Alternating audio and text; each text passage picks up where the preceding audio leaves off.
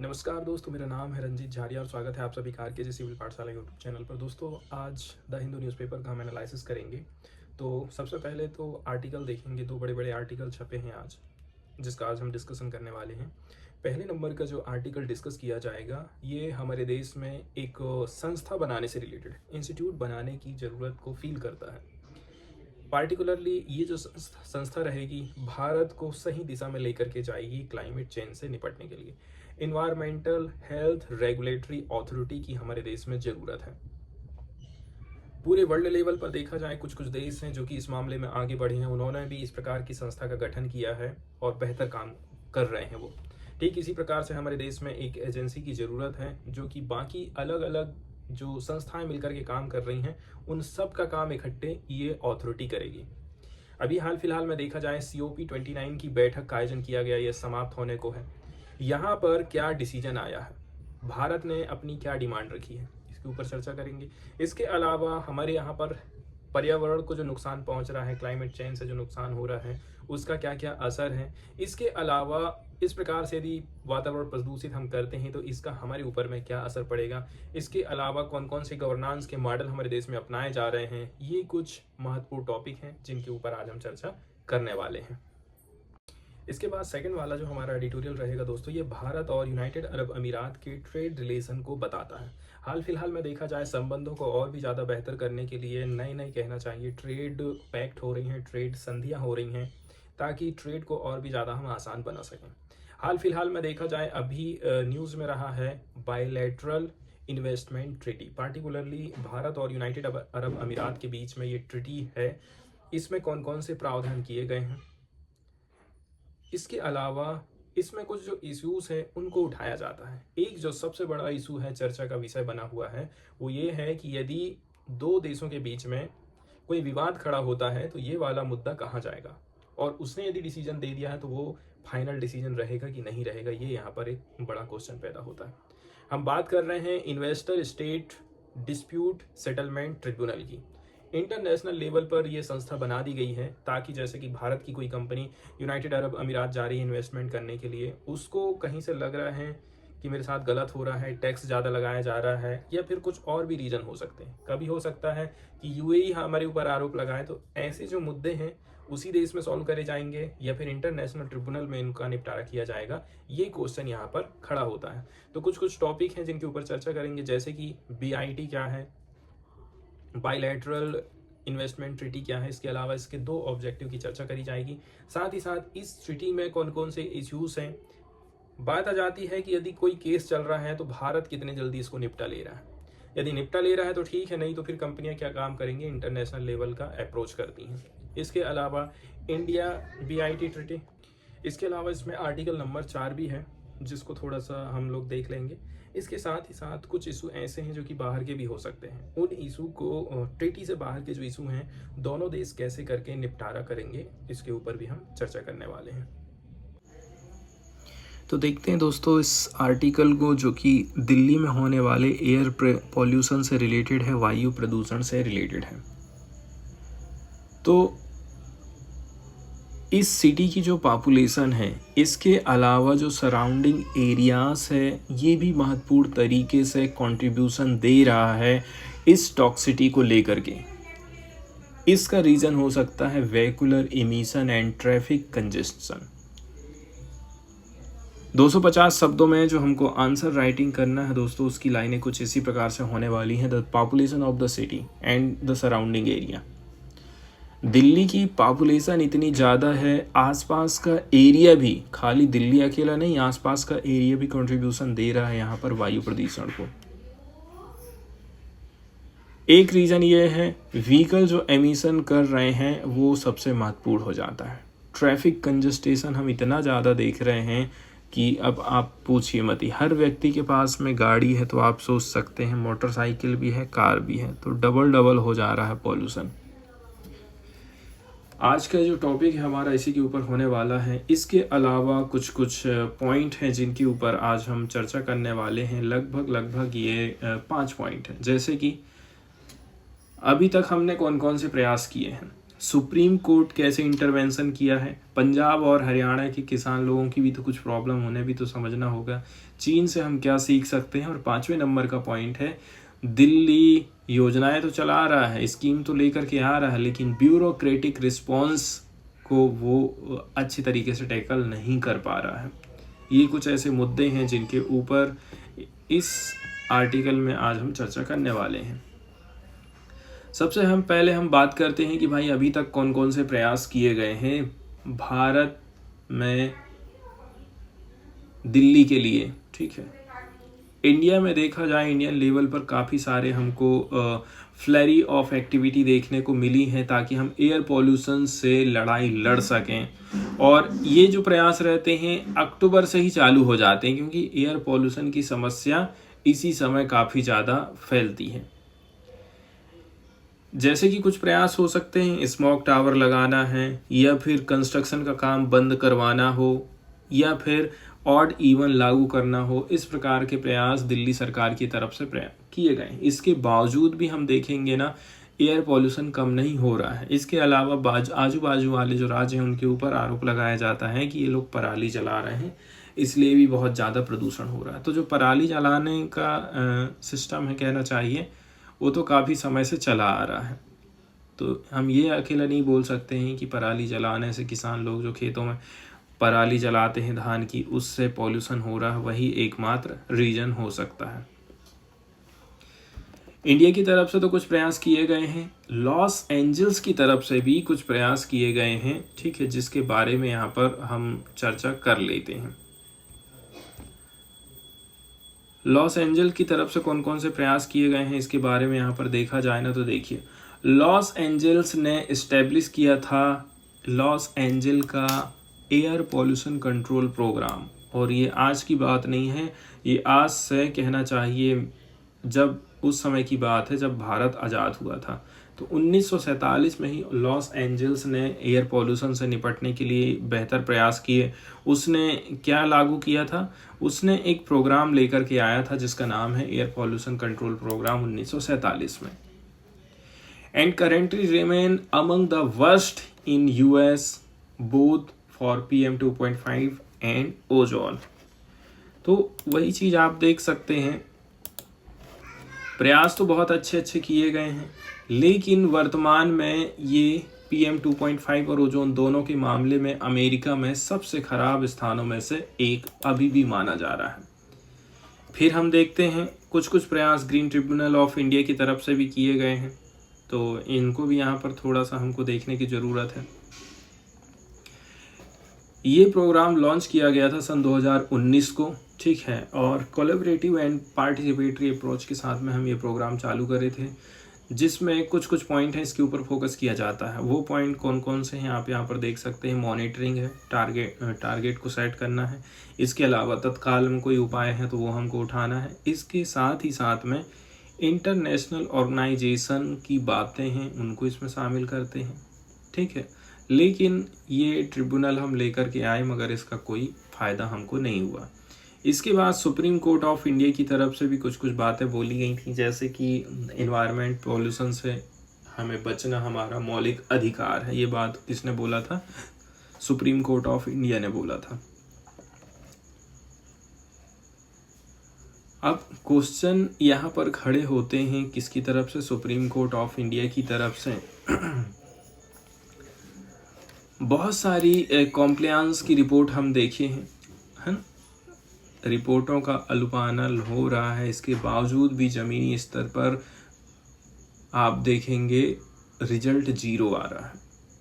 ठीक है, इसके साथ ही साथ 2021 में हमने सेटअप किया था commission for air quality management. ये संस्था स्थापित करी थी, ये अभी तक क्या कर रही है, अभी तक ये पॉल्यूशन को कम क्यों नहीं कर सकी। इसके साथ ही साथ हमें ये समझने की ज़रूरत है कि भाई कंट्रीब्यूशन आखिर दे कौन रहा है, इतना ज़्यादा पॉल्यूशन का सोर्स क्या क्या हो सकता है। तो पहले नंबर की बात तो ये है, यहाँ रहने वाले लोग ही पॉल्यूशन फैला रहे हैं, ये बिल्कुल सही बात है। इसके अलावा आजू बाजू रहने वाले लोग, शहर गांव देहात, वो लोग भी पॉल्यूशन फैला रहे हैं। इसके साथ ही साथ सब लोगों के पास में व्हीकल है, डबल डबल व्हीकल है, डबल डबल साधन है आने जाने का, एंड ट्रैफिक कंजेस्टेशन बहुत ज़्यादा रहता है, ये भी एक रीज़न है। यदि वाहन है बिर्रे बिर्रे चलते, कभी कभी चलते, ठीक है, वाहनों की संख्या कम रहती तो शायद पॉल्यूशन इतना ज़्यादा हाई नहीं होता। साइंस के हिसाब से यदि हम देखें तो भाई ये पॉल्यूशन आखिर होता कैसे करके। तो अभी हम देखते हैं ठंडी के टाइम में लो टेम्परेचर रहता है, सनलाइट भी कहना चाहिए उतनी ज़्यादा नहीं पड़ती, तो सनलाइट एंड लो टेम्परेचर। इसके बाद फोटोकेमिकल रिएक्शन कंबाइन करता है हाइड्रोकार्बन को, कहाँ से इकट्ठा कर रहा है ये, partially unburn exhaust of automobiles, motorcycle का जो धुआं निकल रहा है, ठीक है, तो एक फोटोकेमिकल रिएक्शन हो रही है और यहाँ से कंबाइन होते जाता है, इकट्ठे होते जाता है, हाइड्रोकार्बन बहुत सारा होते जा रहा है, ठीक है। ऑटोमोबाइल से क्या निकल रहा है, नाइट्रोजन ऑक्साइड भी निकल रहा है, ठीक है, जो कि कंबंसन का बाय प्रोडक्ट माना जाता है। इससे फिर ओजोन का निर्माण हो रहा है। यही जो कंसंट्रेशन है किसका, this concentration of particulate matter का सीरियस हेल्थ प्रॉब्लम। अब यहाँ से नई चीज़ क्या बन गई है, PM 2.5, जो छोटे छोटे कण हैं कहना चाहिए उनको हम 2.5 कह दे रहे हैं। इससे सीरियस हेल्थ प्रॉब्लम हमको देखने को मिल रही है। अब हम चर्चा करते हैं कि वायु प्रदूषण के बहुत सारे सोर्सेस हो सकते हैं, कौन कौन से सोर्स हैं और सबसे ज़्यादा पॉल्यूशन कौन फैला रहा है। इसमें आप देखेंगे ना तो व्हीकल ही टॉप नंबर पर आता है। Delhi, Los Angeles and Beijing की बात करें तो जो 60% टॉक्सिटी है वो व्हीकल से आ रही है, वाहनों से आ रही है। एनोदर जो 20% है वो सॉइल डस्ट से हो रहा है, and less than 20% other sources से पॉल्यूशन फैलता है। तो हम कह सकते हैं कि भाई जो बड़े बड़े शहर हैं ना, इनमें सबसे ज़्यादा जो पॉल्यूशन है वो किन के द्वारा फैल रहा है, वो मोटरसाइकिल, कार, बस, ट्रक, इनके माध्यम से फैल रहा है। एक चीज़ और बोली जाती है स्टबल बर्निंग को, तो हम लोग इतना ज़्यादा बोलते हैं कि पराली जलाने से बहुत ज़्यादा वायु प्रदूषण फैल रहा है। तो स्टबल बर्निंग टेम्पररी तौर पर वायु प्रदूषण में योगदान दे रही है। ऑफिशियल डाटा ये बताता है कि इसका जो शेयर है दिल्ली के PM 2.5 पार्टिकुलर मैटर में कितना ये योगदान दे रहा है, वो है लेस देन 1%। ये 17 अक्टूबर की हम बात कर रहे हैं। यही सब बातों के चलते चलते दिल्ली गवर्नमेंट ने क्या काम किया है, एक कमेटी सेटअप किया है ताकि डस्ट कंट्रोल किया जा सके, जिससे जो विजिबिलिटी एकदम कम हो जा रही है उसको हम बढ़ा सकें। लेकिन नई टेक्नोलॉजी लाने के लिए हम नियम कानून बनाते हैं एंड साथ ही साथ इनको स्ट्रिक्ट तरीके से प्रोसिक्यूशन में भी लेकर आ रहे हैं, तो भी ये चीज़ काम नहीं पड़ रही है। एग्जाम्पल के तौर पर यदि हम 35 साल पहले की बात करें, उस समय में नया व्हीकल एमिशन स्टैंडर्ड हम लेकर के आए थे, इसका डिस्कशन किया गया था। राहुल बजाज ने ये बोला था कि उनके जो फॉरेन कोलैबोरेटर हैं भाई, वो मेरे साथ में काम नहीं कर रहे हैं, मिलकर टेक्नोलॉजी के ऊपर काम नहीं कर रहे हैं। इसलिए उन्होंने क्या बोला कि हमको भाई 2 साल और दीजिए आप, ताकि हम बेटर टेक्नोलॉजी लेकर के आएँ। तो स्ट्रिक्ट रूल भी यदि हम लेकर के आ जाते हैं ना, तो समस्या पैदा हो जाती है। इसके बाद चर्चा करी जाती है किसानों की। पंजाब और हरियाणा के जो किसान हैं, पराली आखिर जलाते क्यों हैं? वो ऐसा इसलिए है क्योंकि जैसे ही धान कटती है इसके बाद उनको जल्दी से खेतों की तैयारी करना पड़ता है। खेतों की तैयारी करना पड़ता है तो घास जो उग जाती है या फिर धान की जो डंठल है, पैरा है, उसको जलाने के लिए, खेतों की सफाई करने के लिए किसान लोग पराली को जलाते हैं। आज के टाइम में हार्वेस्टर से कटाई होती है, इसलिए पैरा वैरा सब वहीं छूट जाता है और धान जो है काफ़ी ऊंचाई से काटी जाती थी। पहले ऐसा था, हंसिया से कटाई होती थी तो एकदम जड़ के किनारे से काट देते थे। अब ऐसा नहीं है, अब शॉर्टकट का ज़माना चल रहा है, इसलिए शॉर्टकट के ज़माने में किसान लोग पराली जलाते हैं। तो किसान लोगों की समस्याएं भी यहाँ पर सुनना ज़्यादा ज़रूरी होता है, क्योंकि ये लोग अभी बहुत ख़राब सिचुएशन में चल रहे हैं। तो टू कंजर्व ग्राउंड वाटर, भाई अभी मेरे को यदि बाद में पानी की ज़रूरत पड़ेगी, मुझे नमी की ज़रूरत है, इससे अच्छा है मैं अभी जल्दी जल्दी काम कर लेता हूँ, ठीक है। यदि ग्राउंड वाटर को कंजर्व करना चाहते हैं तो they are required to delay sowing. आप एक काम करिए, बुआई में थोड़ा सा देरी कर दीजिए। Reducing the time between harvesting and planting the next crop and technology solution have not work. लेकिन इसके लिए आप जो भी टेक्नोलॉजी लेकर के आए थे, जैसे कि उनको पराली से भूसा आप बना लीजिए, ऐसी मशीन दे दी, लेकिन वो मशीन बहुत महंगी है, किसान लोग उसको नहीं खरीद सकते हैं। या फिर एक ऐसी मशीन दे दी है कि वो जुताई का काम भी करेगी और पराली को उसी मिट्टी में मिक्स कर देगी। ये चीज़ भी काम नहीं कर रही, क्योंकि ये जो टेक्नोलॉजी आप दे रहे हैं ना, ये महंगी पड़ जा रही है। इसका मतलब ये हो गया कि दिल्ली को स्वस्थ हवा देना है, स्वच्छ हवा देना है, तो उसकी जिम्मेदारी आपने किसके ऊपर थोप दी है? हरियाणा एवं पंजाब के ऊपर थोप दी है। इसलिए इनकी समस्याएं भी थोड़ा सा सुनना जरूरी जाता। इसके बाद वही हम बात किए हैं कि भाई जो दिल्ली है वो क्लासिक ब्यूरोक्रेटिक रिस्पॉन्स को फेस कर रहा है। इसका मतलब ये है भाई, दिल्ली निर्णय जब ले रहा है, कोई स्कीम लेकर के आ रहा है, तो वहीं उसी में ब्यूरोक्रेटिक रिस्पॉन्स में ही यहाँ पर गड़बड़ी आ जा रही है। अब हम बात करते हैं कि भारत चीन से क्या सीख ले सकता है। ठीक है, अब हम एक रिव्यू यदि लें बीजिंग की अप्रोच की, कैसे करके उसने एयर पॉल्यूशन को कंट्रोल किया है। By the United Nation Environment Programme provide useful lesson. तो यूनाइटेड नेशंस इन्वायरमेंट प्रोग्राम के माध्यम से यदि बेटर कर पाया है, तो यहाँ से हमको कुछ महत्वपूर्ण लेसन प्राप्त हो जाता है। पॉपुलेशन साइज की यदि हम बात करें बीजिंग की, दिल्ली की, तो लगभग हमको सेम टू सेम ही दिखाई देती है। Other cities, the 3 stage of dealing with urban air pollution as a long term task. अब प्रयास जो किए गए थे, सबसे पहले उन्होंने क्या काम किया? उन्होंने प्राइमरी जो पॉल्यूटेंट हैं उनको टारगेट किया कि सबसे पहले हम इनको ख़त्म करेंगे। ठीक है, इसमें सरकार ने सबसे बड़ा रोल अदा करी थी। ऐसा नहीं है कि प्राइवेट कंपनियों को ठेका दे दिए एयर पॉल्यूशन को कम करने के लिए। इसके बाद फोकस किया जाता है सेकेंडरी पॉल्यूटेंट के ऊपर या फिर PM के ऊपर, पार्टिकुलेट मैटर के ऊपर, जो कि टॉक्सिक स्मोक छोड़ रहे हैं। प्राइमरली PM 2.5 को कंट्रोल करने की यहाँ पर बात करी जाती है। साथ ही साथ जो कामकाज चल रहा है उसका रिव्यू भी होना बहुत ज़्यादा ज़रूरी होती है। तो UN रिव्यू किया क्या बीजिंग के जो भी पॉइंट रहे थे टेक्नो पॉलिटिकल मैनेजमेंट सिस्टम को, which builds public awareness to deal with toxicity. इससे क्या हो गया कि भाई पब्लिक भी अवेयर होने लगी, कैसे करके हम टॉक्सिटी से डील कर सकते हैं। अब कौन कौन से प्रयास किए जाने चाहिए? पहले नंबर की बात यह है, हमें फोरकास्टिंग बेटर बनाना पड़ेगा हमारा। तो जो सीवियर स्मॉग लेवल है, कब आएगा, कितना टाइम लगेगा, कितनी देर तक रहेगा, ठीक है, 24 घंटे की जानकारी हमको होना चाहिए। इसके लिए 1000 से भी ज़्यादा सेंसर्स हम लगा सकते हैं थ्रू आउट द सिटी, ताकि एक्यूरेट तरीके से हाई एमिशन एरिया का हम पता लगा सकें। इसके बाद लो फ्लोर बसेस चलाने के लिए हम बात करें तो बीजिंग के पास में 30,000 से भी ज़्यादा लो फ्लोर बसेस हैं। मतलब दिल्ली के पास में कितनी हैं? उससे 5 गुना ज़्यादा है, 5 टाइम। ठीक है, 6,000 हैं तो कहना चाहिए उसके पास 30,000 है। थर्ड नंबर की बात यह है, as transit centre with no peak hour traffic. वहाँ पर हो सकता है कि कुछ ट्रांजिट के सेंटर बनाए गए हैं जहाँ पर बोला जा रहा है कि यहाँ पर नो पीक हावर ट्रैफिक रहेगा। इसके साथ कोर्ट की क्या भूमिका हो सकती है, यहाँ पर चर्चा करी जाती है कि भाई कोर्ट कह सकता है आपको कि आप ग्रेडेड रिस्पॉन्स एक्शन प्लान लेकर के आइए। क्या बोल सकता है सुप्रीम कोर्ट?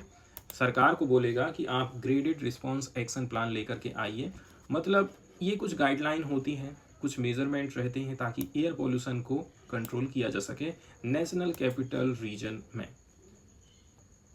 तो कैसे करके ये काम करता है, कौन इसको इम्प्लीमेंट करेगा? तो पार्टिकुलरली यहाँ पर GRAIP ही इसको कहना चाहिए इम्प्लीमेंट करता है। कौन कौन से मेजर्स अपनाए जा सकते हैं उसके अंतर्गत आप देख लीजिए। जैसे कि जो फ्रेट व्हीकल हैं, माल को ढोने वाले जो व्हीकल हैं ना, ट्रक होते हैं बड़े बड़े, उनको आप रिस्ट्रिक्ट कर दीजिए, शहर में इनका आना जाना बंद कर दो। रिस्ट्रिक्ट कर दीजिए आप ट्रक को जो कि कैरी करते हैं नॉन एसेंशियल आइटम को। इसके अलावा बच्चों को बोलिए कि आप ऑनलाइन क्लास अटेंड करिए। साथ ही साथ लोगों को भी एडवाइस देना है कि आप प्रिकॉशन रखिए। Advising people to use public transportation, खुद का साधन मत चलाइए, आप सरकारी बस कार का इस्तेमाल करिए, मेट्रो ट्रेन का इस्तेमाल करिए। एंड साथ ही साथ इसके बाद नेक्स्ट वाला जो आर्टिकल हम देखने वाले हैं दोस्तों, इस आर्टिकल के माध्यम से हम जेलों में यदि कोई विकलांग कैदी रहता है, विकलांग व्यक्ति को सज़ा होती है, तो उसके जो बेसिक राइट हैं जो कि उसको संविधान ने गारंटी दिया है कि यदि आपने इनको ये अधिकार नहीं दिए तो कानूनी कार्यवाही होगी। इसके बावजूद भी बेसिक ह्यूमन राइट्स तक इन लोगों को नहीं मिल पाता है। इसी के ऊपर ये आर्टिकल चर्चा करता है। ये आर्टिकल अभी तक डिस्कस किए गए सभी आर्टिकल से अलग इसलिए है क्योंकि ये विकलांगों के बारे में बात करता है कि विकलांग लोग कौन कौन सी समस्याओं को फेस कर रहे हैं जेल में रहते हुए। तो इंडियन प्रिजन्स में विकलांगों की क्या स्थिति है, इन सब के बारे में ये आर्टिकल बात करता है। 250 शब्दों में यदि हमको आंसर राइटिंग करना रहेगा तो उसकी लाइनें कुछ इस प्रकार से ग्रीन रहेंगी, जिसमें हमको बोला जाएगा कि भाई नॉर्मली तो सब लोगों को जेल में रहना मुश्किल ही है, उनके अधिकारों का मिलना भी मुश्किल ही है, लेकिन सबसे ज़्यादा दिक्कत जाती है ऑल प्रिजनर्स में से ऐसे प्रिजनर्स जो कि डिसेबल हैं, विकलांग हैं, दिव्यांग हैं। ये लोग ग्रेटर चैलेंजेस को फेस करते हैं।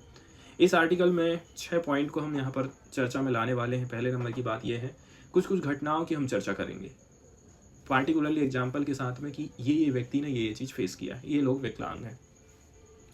सेकंड नंबर की बात यह है, मुल्ला कमेटी रिपोर्ट आई थी प्रिजन रिफॉर्म्स होना चाहिए करके, तो ये क्या बात करती है। फिर Ramamurthy versus state of Karnataka का केस आया था, कौन कौन से चैलेंजेस विकलांग लोग फेस कर रहे हैं। इसके अलावा कुछ अंतर्राष्ट्रीय कानून हैं जो कि हमारे देश में लागू होते हैं, इसके बावजूद भी विकलांग लोगों को उनके अधिकार नहीं मिल पा रहे हैं। इसके बाद चर्चा करेंगे पॉलिटिकल विल की कमी है, यही एक रीजन रहता है क्योंकि इनकी संख्या कम है। यदि इनके बारे में कोई नहीं भी सोचता है ना तो इनका वोट प्रभावित नहीं होने वाला है। ना ही कोई विकलांग व्यक्ति प्रधानमंत्री बना है जो कि इनके अधिकारों की बात करेगा, इसलिए ये लोग जैसे हैं वैसे ही कंडीशन में पड़े रहते हैं। दिक्कत वाली बात ये हो जाती है। तो पहला जो घटना हम देखेंगे वो क्या है, क्रुएल्टी जो फेस की गई है साईं बाबा के द्वारा, जो कि प्रिजनर्स विद डिसेबिलिटी के अंतर्गत आते हैं। तो इनके ऊपर ये बताया जाता है, प्रोफेसर GN साईं बाबा की जो स्टोरी रही है, ठीक है, ये कोई कहना चाहिए सिंगल एग्जाम्पल नहीं है कि इनको जस्टिस नहीं मिल रहा है, क्रुएल्टी इन्होंने फेस किया है जेलों में। इनकी जो सच्चाई है मार्च 2024 में पता चली थी, जब वो फाइनली एक्सोनरेटेड हुए थे। एक्सोनरेटेड हुए थे मतलब जेल से बरी हुए थे, ये वर्ड है यहाँ पर, आप इसको देख सकते हैं। एक्सोनरेटेड मतलब बरी होना, ठीक है। तो जब ये जेल से बरी हुए तब जाकर के इन्होंने अपनी कहानी बताई लोगों को, ठीक है, अपने व्यू को शेयर किया। लेकिन कुछ महीने की बाद ही हम देखते हैं अक्टूबर 2024 में इनकी डेथ हो जाती है। तो जेल में तो ऐसा ही होता है, पुलिस वाले लोग इतना मारते हैं, मार मार के ही ख़त्म कर डालते हैं। ये कंडीशन हो गई, टॉर्चर बहुत ज़्यादा किया जाता है। जब वो जेल में रहे थे, इनकार कसन में थे, उन्होंने चैलेंजेस बताया था कि कौन कौन से चैलेंजेस में फेस कर रहा था। ये यहाँ पर पॉइंटेड में है, जैसे कि बेसिक टास्क, टॉयलेट को यूज़ करना काफ़ी कठिन हो जा रहा है क्योंकि नॉर्मल व्यक्तियों के हिसाब से टॉयलेट बनाए गए हैं, विकलांगों के हिसाब से टॉयलेट नहीं बनाए गए हैं। चाहे वो वाटर को फैच करना हो या फिर नहाना हो, तो नहाने के हिसाब से भी उस हिसाब से चीज़ें बनाई जानी चाहिए थी कि सामने वाले व्यक्ति का हाथ हो जाए, हाँ चला जाए वहाँ तक। इसके अलावा lack of wheel chair accessibility, दिक्कत वाली बात ये हो गई कि भाई व्हील चेयर नहीं है वहाँ पर। नागपुर सेंट्रल जेल जैसी जगह में तो आप समझ सकते हैं कि व्हील चेयर के बिना लोग उठा के रखेंगे उनको, तभी वो एक जगह से दूसरी जगह रह पाएंगे। इसके अलावा his under cell was so cramped, so short that he had to rely on fellow inmate to lift his wheel chair which often lead to injuries. इतनी छोटी सी जगह में इनको रखा गया है कि भाई मैं अपनी व्हील चेयर को निकाल ही नहीं पा रहा हूँ, बोल रहे हैं। अब क्या काम करना पड़ेगा, किसी को बुलाना पड़ेगा, वो व्हील चेयर सही तो उठाएंगे और इसी के चक्कर में, उठाधरी के चक्कर में कई बार चोट लग जाती है, इंजरी हो जाती है। एक और एग्जाम्पल, बहुत बड़ा ये एग्जाम्पल है कहना चाहिए, आँखों में एसिड डाल दिया जाना। ये जो जेल के कैदी थे, बहुत बड़ी ये घटना इसको हम बोल सकते हैं।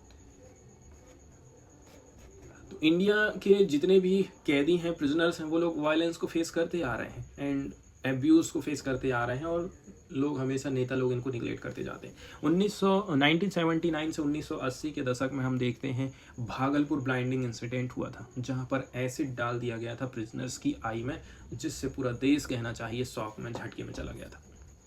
इतने सारे एग्जाम्पल हम देखें। इसके बाद सुधार की मांग उठते रही है।